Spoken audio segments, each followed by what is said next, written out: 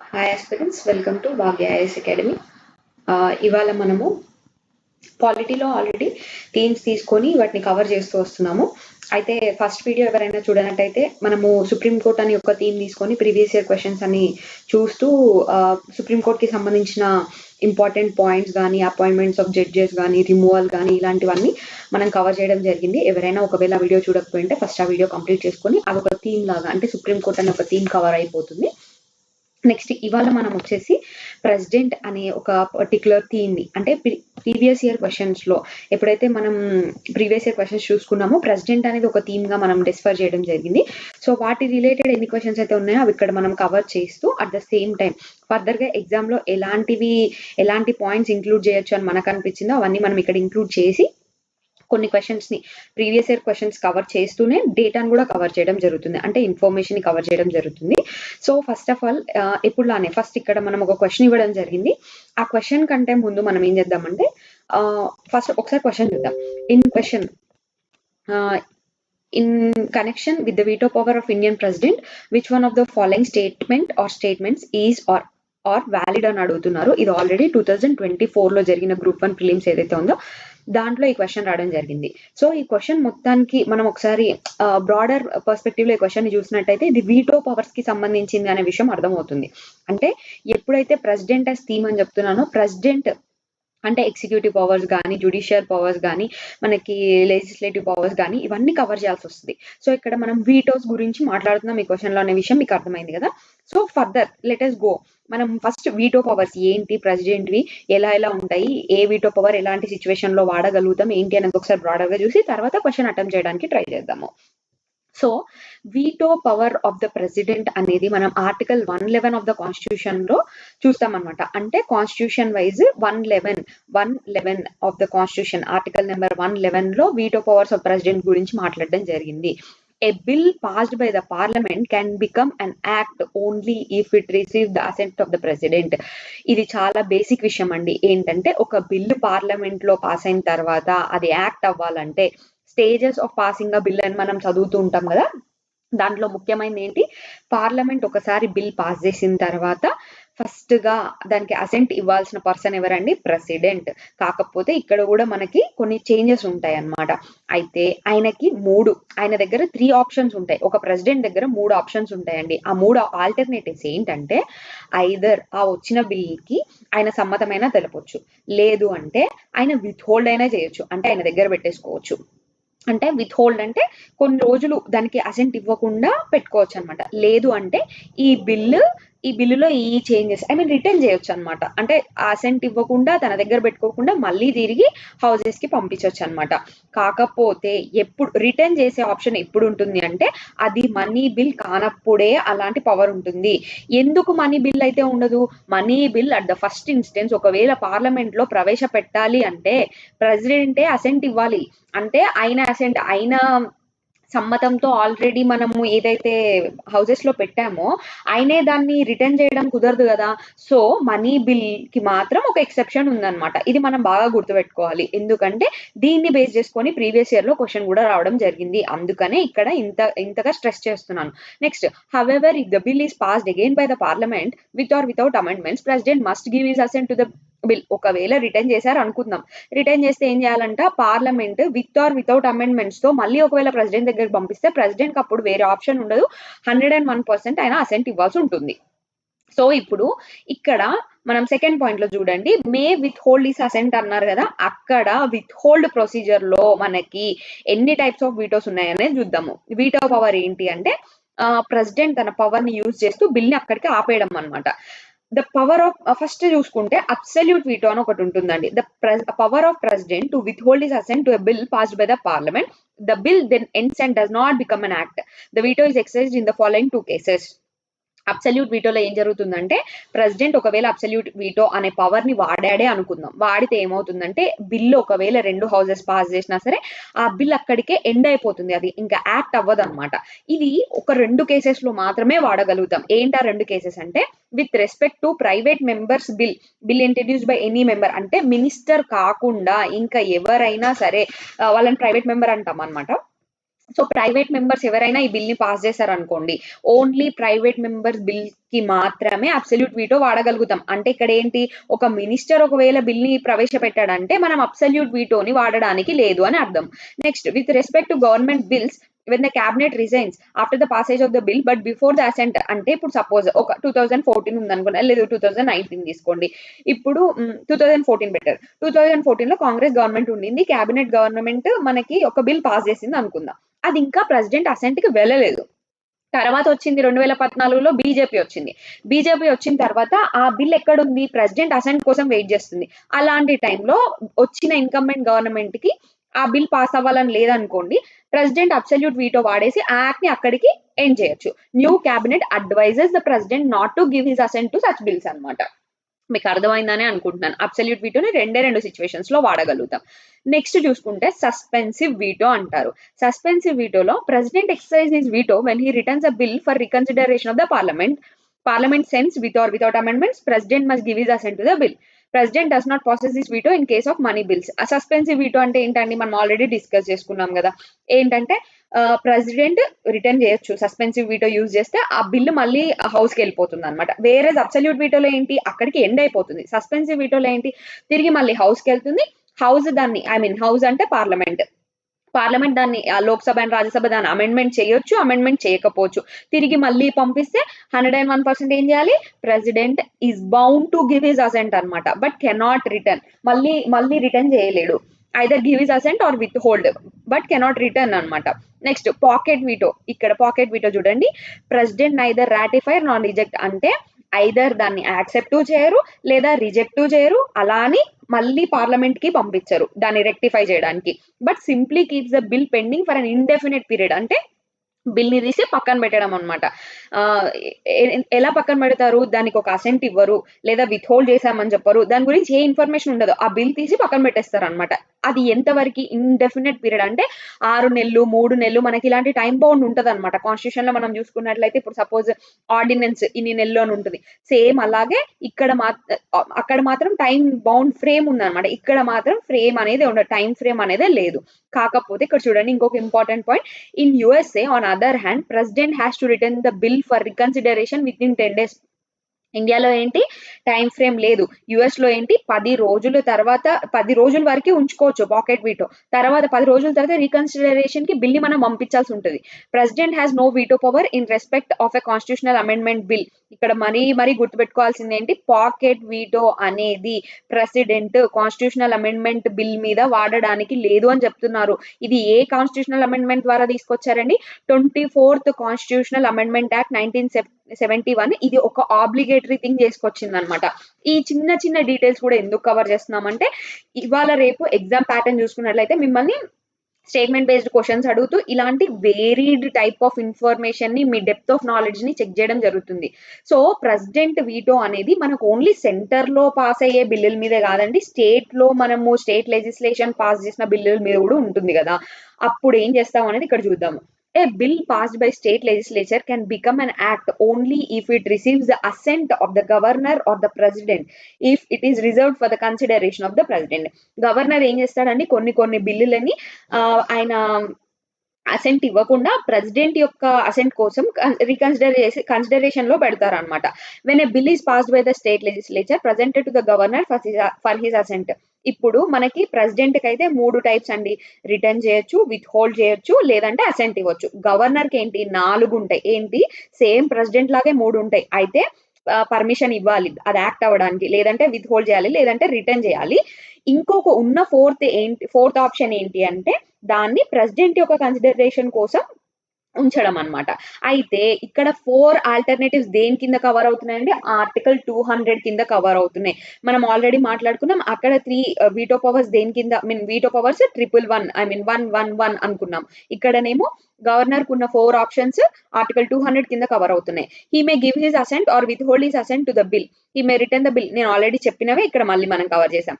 President కి article 201 ప్రకారం state bills మీద 3 రకాలైన హక్కు ఉంటదండి. ఆయనకు రైట్ ఉంటది. ఏంటి ఆ రైట్స్ అంటే, he may give his assent, అంటే ఆయన ఐదర్ ఆ బిల్లుకి ఆయన ఆమోదం తెలపొచ్చు, లేదంటే withhold his assent to the bill, అంటే విత్ హోల్డ్ చేసుకోవచ్చు ఆయన దగ్గర, లేదంటే direct the governor to return the bill if not a money bill. అది ఒకవేళ మనీ బిల్ కాకపోతే ప్రతి దగ్గర మనం చూస్తున్నాం normal bills, constitutional amendment bills అన్న ఒకవైపు, నార్మల్ బిల్స్ అన్ని ఒకవైపు.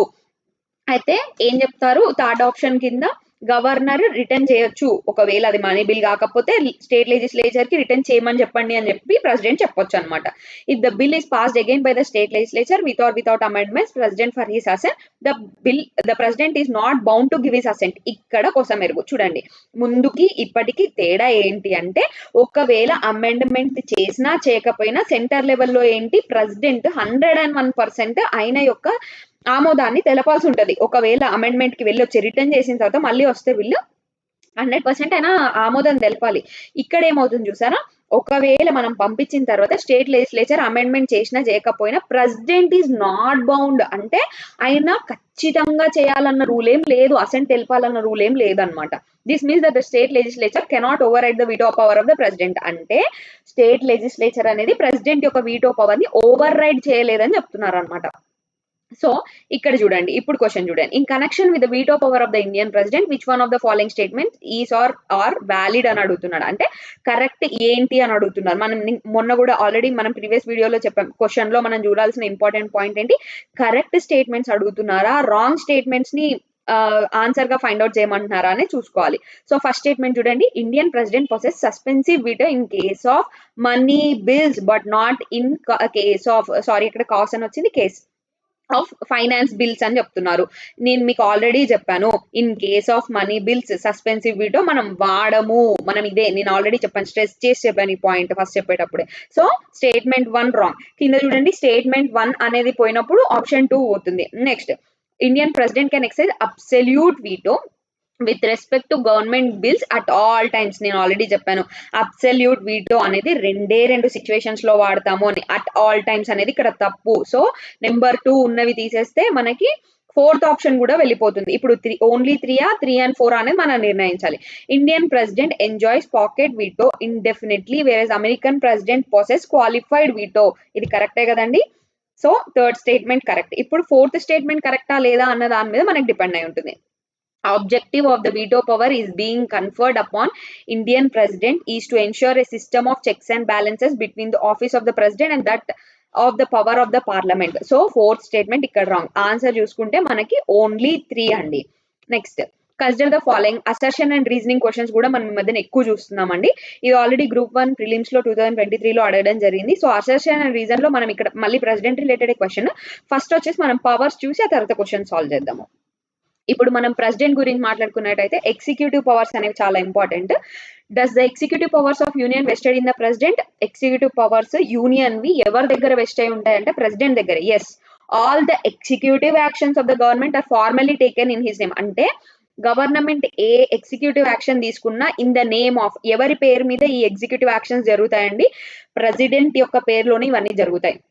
ఇవి చాలా ఇంపార్టెంట్. ఈ 4 పాయింట్స్ ఏవైతే ఇక్కడ స్లైడ్ లో మెన్షన్ చేస్తున్నామో ఈ 4 పాయింట్స్ చాలా చాలా ఇంపార్టెంట్. ఎందుకంటే మీరు ప్రెసిడెంట్ రిలేటెడ్ ఎగ్జిక్యూటివ్ పవర్స్ లో ఎలాంటి క్వశ్చన్ వచ్చినప్పటికీ మీరు వీటిని ఏమంటారు ఎలిమినేట్ చేయడానికి కానీ కరెక్ట్ ఆన్సర్ ఏంటి అని ఫైండ్ అవుట్ చేయడానికి 4 పాయింట్స్ చాలా హెల్ప్ అవుతాయండి. ఒకసారి చూద్దాము ఆ 4 పాయింట్స్ ఏంటో. He can make rules for more convenient transaction of business of the union government. Union government యొక్క day to day transaction of business కి కానీ లేకపోతే యూనియన్ గవర్నమెంట్ యొక్క స్మూత్ ఫంక్షనింగ్ కి కానీ రూల్స్ చేయగలిగే కెపాసిటీ ఎవరికి ఉంటుందండి, ప్రెసిడెంట్ కి ఉంటుంది. Next, he can seek any information from prime minister regarding administrative affairs of union and legislative proposals అంటున్నారు. Next, he can appoint a commission to investigate into conditions of ఎస్సీస్, STs and other backward classes. ఈ third point చాలా important, మీరు గుర్తుపెట్టుకోండి. Next, he can declare any place a scheduled area and has powers over the management of scheduled and tribal areas.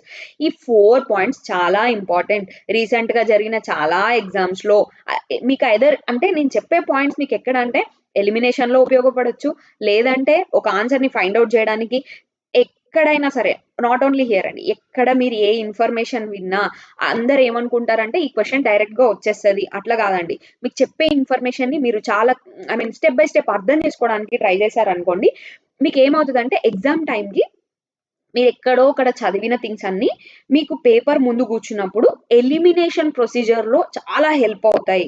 అంటే అందరు ఏమనుకుంటారంటే exact questions దిగుతాయి. ఇవి కాంపిటేటివ్ ఎగ్జామ్స్ అండి, అకాడమిక్ ఎగ్జామ్స్ కాదు. సో ఇక్కడ చెప్పే ప్రతి పాయింట్ ని మీరు అర్థం చేసుకోవడానికి ఎందుకు ఈ పవర్ ఇలానే ఉంది, ఈ పవర్ కి ఎక్కడి వరకు ఎంత బౌండరీస్ ఉన్నాయి, ఇవన్నీ చెప్పినప్పుడు యాక్చువల్గా ఇప్పుడు మనం సస్పెన్సివ్ వీటో అబ్సల్యూట్ పవర్ మీరు చూసారు కదా, ఎక్కడెక్కడ పని చేస్తుందో చెప్పాను, ఎక్కడెక్కడ పని చేయదో చెప్పలేదు. క్వశ్చన్ ఏం అడిగారు, అట్ ఆల్ టైమ్స్ అన్నారు అబ్సల్యూట్ వీటోని. మనకు తెలుసు ఓన్లీ 2 సిచ్యువేషన్స్ అని. మనం ఆ ఇన్ఫర్మేషన్ ని బేస్ చేసుకొని అట్ ఆల్ టైమ్స్ కరెక్ట్ కాదనేది కనిపెట్టాం. సో సేమ్ విధంగా ఇక్కడ నేను చెప్తున్న 4 పాయింట్స్ కూడా చాలా డిఫరెంట్ సిచ్యువేషన్స్ లో మనకి ఇవి హెల్ప్ అవుతాయి, ఇంపార్టెంట్ పాయింట్స్ అని చెప్తున్నాను. Who can he appoint, president ఎవరెవరిని అపాయింట్ చేయగలుగుతారు అనే మొత్తాన్ని ఇక్కడ మనం ఒకసారి చూద్దాము. Prime minister and council of ministers holds the office during the pleasure of అంటే ఇక్కడ ప్లెజర్ ఆఫ్ ప్రైమ్ మినిస్టర్ అని వచ్చింది, ప్లెజర్ ఆఫ్ ప్రెసిడెంట్ అది. Attorney general of India holds office during the pleasure of president. Comptroller and auditor general of India, chief election commissioner and other election commissioners, chairman and members of UPSC, Union Public Service Commission, governors of the states, chairman and members of finance commission, etc. So వీళ్ళందరినీ appoint చేయడం జరుగుతుంది. ఇప్పుడు question చూద్దాం. President is the executive power of the union. Assertion కరెక్టే కదండి, executive power of the union correct. Reason ఏంటి, executive power of the union shall be vested in the president and shall be exercised by him either directly or through officers subordinate to him in accordance with the constitution.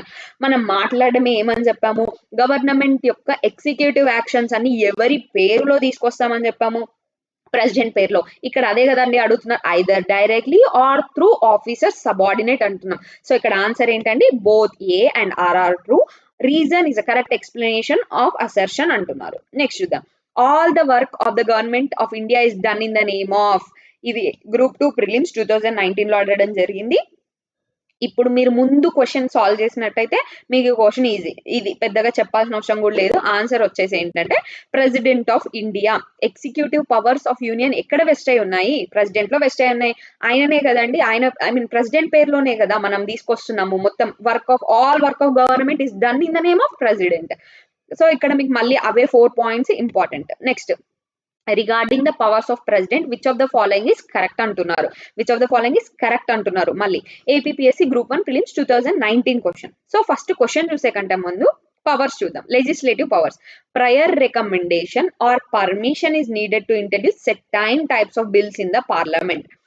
అంటే కొన్ని బిల్లుల యొక్క introduction కంటే ముందు మనకి president యొక్క ఆమోదం అనేది ఇంపార్టెంట్ అని చెప్తున్నారు. When a bill is sent to president after it has been passed by the parliament, it can, అంటే ఒక బిల్లు పార్లమెంట్ లో పాస్ అయిన తర్వాత ప్రెసిడెంట్ దగ్గరికి పంపించినప్పుడు what all he can do అంటే ఐదర్ అసెంట్ ఇవ్వచ్చు, విత్ హోల్డ్ చేయొచ్చు, బిల్ ని రిటర్న్ చేయొచ్చు. ఒకవేళ అది మనీ బిల్ కాకపోతే అట్లా రిటర్న్ చేసిన బిల్ ని రీకన్సిడరేషన్ ఆఫ్ ద పార్లమెంట్ కి కూడా మళ్ళీ వస్తుంది. If the bill is passed again by the parliament, మనం ఆల్రెడీ మాట్లాడుకున్నాం ఈ పాయింట్ ని. When a bill is passed by the state legislature ఏం జరుగుతుంది అనేది కూడా మనం మాట్లాడుకున్నాము. So it should be noted that that is not obligatory for the president to give his assent even if the bill is again passed by the state legislature, sent again to him for his consideration. He can also withdraw an ordinance at any time. ఒకవేళ మనం ordinance pass చేసిన situations లో కూడా ordinance ని any given time withdraw చేసుకునే power ఎవరి దగ్గర ఉంటుందండి, ప్రెసిడెంట్ దగ్గర ఉంటుంది. He lays the reports of the comptroller and auditor general, union public service commission, finance commission and others before the parliament. ఎవరి బాధ్యతది, ప్రెసిడెంట్ యొక్క బాధ్యత. సో ఇక్కడ మనం చూసుకున్నట్లయితే regarding the powers of the president ఏది కరెక్ట్ అంటున్నారు, no previous sanction is required or recommendation of the president for introducing any legislation or on any matter అంటున్నారు. ఇది వెరీ ఎక్స్ట్రీమ్ స్టేట్మెంట్స్. ఎప్పుడైనా గుర్తుపెట్టుకోండి, ఎక్స్ట్రీమ్ స్టేట్మెంట్స్ 99% రాంగ్ అయ్యే ఛాన్సే ఉంటుంది. So statement 1 ఇక్కడ wrong. Courts are debarred from invalidating any legislation on the ground that president's previous sanction was not obtained. So ఇదే correct statement. Money bill can be return for reconsideration అంటున్నారు. మనం బాగా stress చేసాం, already 2 times నేను చెప్పాను ఈ point మీకు. Money bill ని రిటర్న్ చేయలేరు, ఎందుకంటే ప్రెసిడెంట్ యొక్క అసెంట్ తోటే ఆల్రెడీ ఆ బిల్ ని మనం ఇంట్రడ్యూస్ చేస్తాం కాబట్టి. President does not have the power of disallowance of a bill of the state legislature which may have been reserved for the consideration by the governor. ఉంది కదండి, ఎందుకు డిసలవెన్స్ ఆల్రెడీ పంపించగలుగుతాం కదా. నెక్స్ట్, ఇది వెరీ వెరీ ఇంపార్టెంట్ అండి. చాలా సార్లు repeat అయింది. APPSC group 1 prelims 2019లో అడగడం జరిగింది. అండ్ మీరు వేరియస్ స్టేట్ ఎగ్జామ్స్ తీసుకుంటే ఈ పర్టికులర్ క్వశ్చన్ అనేది చాలా సార్లు అడగడం జరిగింది. రిప్రైవ్, రెస్పైట్, రెమిషన్, కమ్యూటేషన్ అనే పదాల యొక్క మీనింగ్స్ తో జతపరచమంటున్నారు. ప్రెసిడెంట్ యొక్క పార్డనింగ్ పవర్స్ అనేవి ఆర్టికల్ 72లో ఉంటాయి. ఇవి ఎన్ని సార్లు చదివినా సరే మనకి ఏదో క్వశ్చన్ ఎగ్జామ్ లో చూడగానే ఒకలాంటి ఐ మీన్ సాల్వ్ చేయలేమనమాట. కొంచెం ఒక కన్‌ఫ్యూజన్ అనేది ఎప్పుడు ఉంటది. ఇవి ఎలా ఎలా గుర్తుపెట్టుకోవాలంటే ఏవైనా బండ గుర్తులు లేదా నిమోనిమ్స్‌తో గుర్తుపెట్టుకోవడం అంటారు కదా! అట్లా గుర్తుపెట్టుకోవాలనమాట. అట్లా గుర్తుపెట్టుకోగలిగినప్పుడే మనము ఆ మ్యాచ్ ద ఫాలోయింగ్ అనేది సాల్వ్ చేయగలుగుతాం. ఇవే కాదండి ఇట్లాంటి మోస్ట్ ఏమంటారు సిమిలర్ టైప్ ఆఫ్ ఇప్పుడు చూడండి ఇక్కడ రిప్రైవ్, రెస్పైట్, రెమిషన్ ఒకేలా ఉన్నాయన్నమాట. మనకి కొంచెం కన్‌ఫ్యూజన్‌గా ఉంటది. సో, మనం అవి ఇక్కడ క్లియర్‌గా చూద్దాము. ఆర్టికల్ 72 దేని గురించి మాట్లాడుతది? పార్డనింగ్ పవర్ ఆఫ్ ప్రెసిడెంట్ గురించి మాట్లాడుతది. Empowers the president to grant pardons to persons who have been tried and convicted of any offence. Scope of pardoning punishment, sentence against union law అంటే ఏదైనా యూనియన్ లాకి అగైన్స్ట్ గా ఒక person కి punishment వచ్చుంటే దాంట్లో president involve అయి pardon చేయొచ్చు. Punishment by court martial అంటే మిలిటరీ కోర్ట్ యొక్క పనిష్మెంట్ లో కూడా ఆయన చేయొచ్చు. నెక్స్ట్ డెత్ సెంటెన్స్ ఈ మూడింటికి పార్డనింగ్ పవర్ ఉంది అంటున్నారు. Pardoning powers of president include ఈ 5 రకాలు ఏవైతే ఉన్నాయో డిఫరెంట్ మీనింగ్ అండి వాటన్నిటివి. ఆ మీనింగ్స్ ఏంటని చూస్తే పార్డన్ అంటే it removes both sentence and conviction and completely absorbs the convict from all sentences. అంటే ఒక్కసారి పార్డన్ చేసాము అంటే మొత్తానికి క్షమించేసాం. వాళ్ళకి ఇంకా ఎలాంటి సెంటెన్స్ ఉండదు. వాళ్ళ మీద ఎలాంటి కేసు ఉండదు. కన్విక్ట్ ఇంకా అన్ని సెంటెన్సెస్, పనిష్మెంట్, డిస్‌క్వాలిఫికేషన్స్ అన్నిటి నుంచి వాళ్ళని క్షమించేసినట్టు. అంటే ఓవరాల్‌గా వైప్ ఆఫ్ ఇంకా వాళ్ళ మీద ఎలాంటి చార్జెస్ ఉండవు. నెక్స్ట్ రెమిషన్ అంటున్నాం. రెమిషన్ మీనింగ్ చూడండి. మిషన్ రెమిషన్ అనేది ఎట్లా గుర్తుపెట్టుకోండి అంటే reduces the period of the sentence without changing it's character. అంటే ఇప్పుడు సపోజ్ అనుకుందాం ఒక 2 సంవత్సరాలు ఉందనుకుందాం. అంటే కఠిన కారాగార శిక్ష అని మీరు చాలా మూవీస్ లో వినుంటారు కదా. ఓకే ఒరిజినల్ గా కోర్టులో ఏం చెప్తారు అనేది మనకు తెలియకపోయినా మనం చాలా మూవీస్ లో చూస్తున్నాం. కఠిన కారాగార శిక్ష అంటారు. అంటే ఏంటి సెంటెన్స్ యొక్క తీవ్రత ఏంటి అనేది మనకు అర్థమవుతుంది కదా కఠిన కారాగారం అంటే.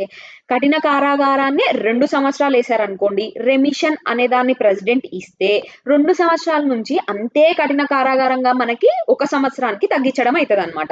సో ఇక్కడేంటి చేంజ్ ఉండదు క్యారెక్టర్‌లో. అంటే ఎలాంటి శిక్ష ఏస్తాము అనే దాంట్లో చేంజ్ ఉండదు క్యారెక్టర్‌లో. కానీ ఎన్ని రోజులు వేస్తాం అనే దాని మీద చేంజ్ వస్తదనమాట. కమ్యూటేషన్ నెక్స్ట్ చూసుకుంటే it substitute one form of punishment for a lighter form. ఒకవేళ వాళ్ళకి మనకి ఉరి శిక్ష వేశారు అనుకుందాం for a life time of a prison. దాని నుంచి మనకి డెత్ సెంటెన్స్ నుంచి జీవిత కారాగార శిక్ష అంటాం కదా. జీవిత కాలం వాళ్ళ అందులో ఉండాలని అలాంటి దానికి చేంజ్ చేయొచ్చు. కమ్యూటేషన్ హిందీలో కమ్ కమ్ అంటాం కదా. అంటే తోడా కమ్ అంటే కొంచెం తక్కువ అని అర్థం అనమాట. కమ్యూటేషన్ ఇట్లా గుర్తుపెట్టుకోండి. సో ఏంటి ఒకవేళ బాగా సివియర్ ఫార్మ్ నుంచి లైటర్ ఫార్మ్ కి చేంజ్ చేస్తాం. నెక్స్ట్ రిప్రైవ్ అంటున్నాం. Implies a stay on the execution. Reprieve లో ఏంటి అంటే స్టే ఇస్తాం. అంటే ఇప్పుడు సపోజ్ డెత్ సెంటెన్స్ ఉందనుకోండి. రిప్రైవ్ అనేది ఒకవేళ ప్రెసిడెంట్ వాడితే ఏంటంటే డెత్ సెంటెన్స్ ని కొద్ది రోజులు స్టే పెడతాము. ఒకవేళ రేపు డెత్ సెంటెన్స్ వేయాల్సి ఉందనుకుందాం సపోజ్. రేపు డెత్ సెంటెన్స్ వేయాల్సి ఉన్న పర్సన్ ఏం చేస్తాము స్టేలో పెట్టేసి మనం ఏం చేస్తాము ఈ మధ్య కాలంలో ఆ కన్విక్ట్ అయిన పర్సన్ ఎవరైతే ఉన్నారో వాళ్ళు వెళ్ళి ఐదర్ ప్రెసిడెంట్ ని పార్డెన్ కోసమో, రెమిషన్ కోసమో, కమ్యూటేషన్ కోసమో అడుక్కోవచ్చు అనమాట. దానికోసం వాళ్ళు పెట్టుకోవచ్చు. Next respite. It denotes lesser sentence in place of one originally due to some reasons physical disability of the convict or pregnancy of the women. అంటే ఈ రెస్పైట్ అంటే డెస్పైట్ బీయింగ్ అంటాం కదా. డెస్పైట్ రెస్పైట్ అట్లా గుర్తుపెట్టుకొని జనరల్ గా వాళ్ళకేసింది పెద్ద పనిష్మెంటే. కాకపోతే మనం ఎందుకు తక్కువ చేస్తున్నామంటే వాళ్ళనేదో క్షమించి వాళ్ళనేదో ఏమంటారు వాళ్ళేదో రియలైజ్ అయినందుకు కాదు. కేవలం వాళ్ళ యొక్క ఫిజికల్ డిసెబిలిటీ వల్ల. అంటే సపోజ్ ఒక ఉమెన్ ని కన్విక్ట్ చేసాం అనుకుందాం. జస్ట్ కన్విక్ట్ చేసిన కొన్ని రోజులకే ఆమెకు ప్రెగ్నెంట్ అని తేలిందనుకోండి. అప్పుడేంటి we cannot actually on humanitarian grounds ఈ రెస్పైట్ ఏం చేస్తామంటే కొంచెం లెస్సర్ సెంటెన్స్ అనేది వేయడం జరుగుతది. సో ఇక్కడ మనము చూడండి నేను కమ్యూటేషన్ అన్నాను కదా. కమ్యూటేషన్ అనే దానికి అంటే కొంచెం తక్కువ అని చెప్పాను కదా హిందీ మీనింగ్.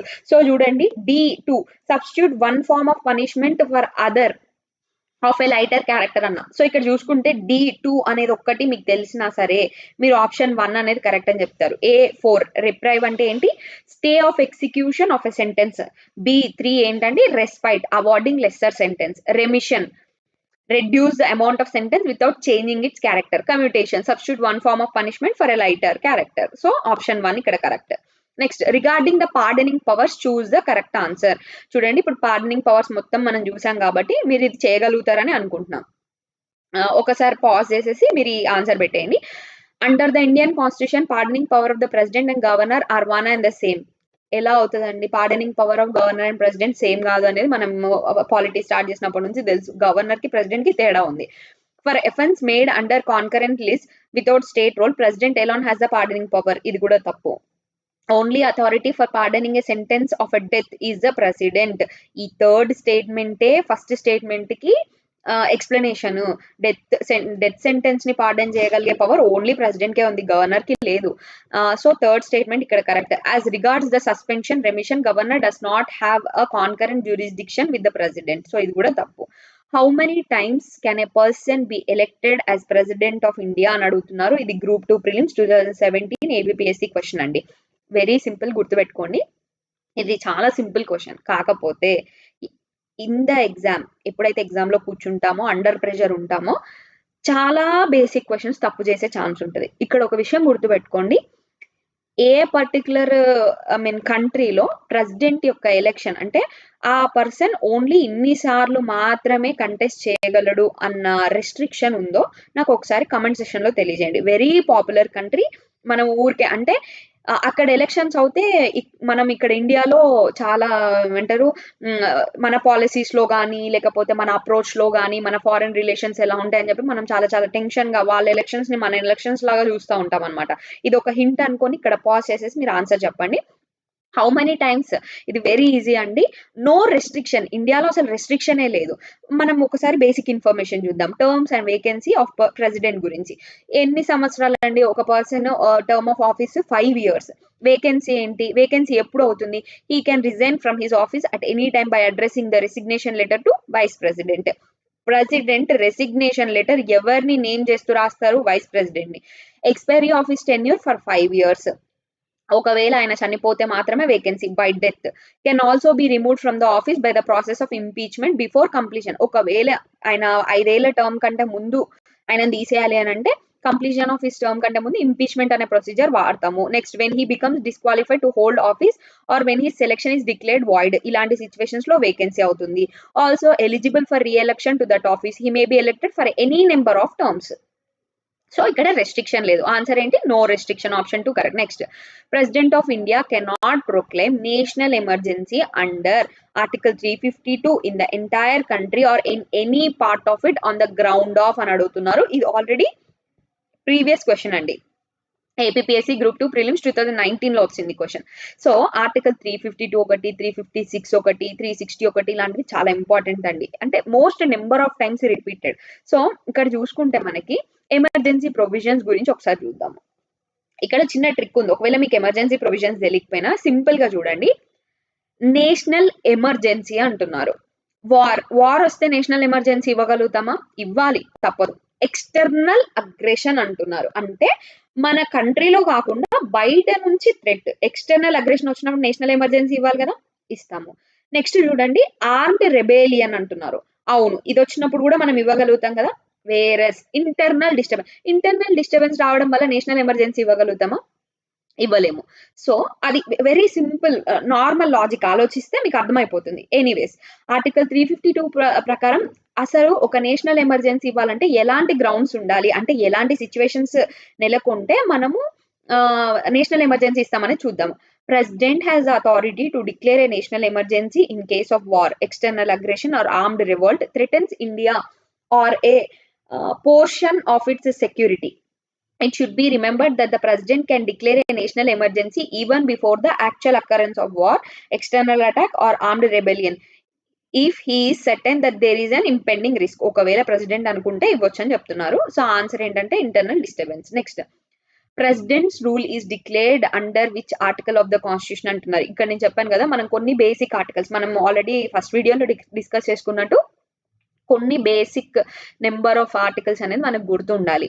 ఏంటి అమెండ్మెంట్ ఆఫ్ కాన్స్టిట్యూషన్ గురించి ఏ పర్టికులర్ ఆర్టికల్ మాట్లాడుతుంది, ఫండమెంటల్ రైట్స్, డిపిఎస్పీస్, మనకి డైరెక్టివ్ ప్రిన్సిపల్స్ ఒకటి, ఫండమెంటల్ డ్యూటీస్ ఒకటి, ఇవి కొన్ని ఇంపార్టెంట్. అండ్ నెక్స్ట్ ప్రెసిడెంట్ గురించి, ప్రైమ్ మినిస్టర్ గురించి కొన్ని అంటే ఏ పర్టికులర్ ఆర్టికల్ వాళ్ళ యొక్క అపాయింట్మెంట్ గురించి మాట్లాడుతుంది.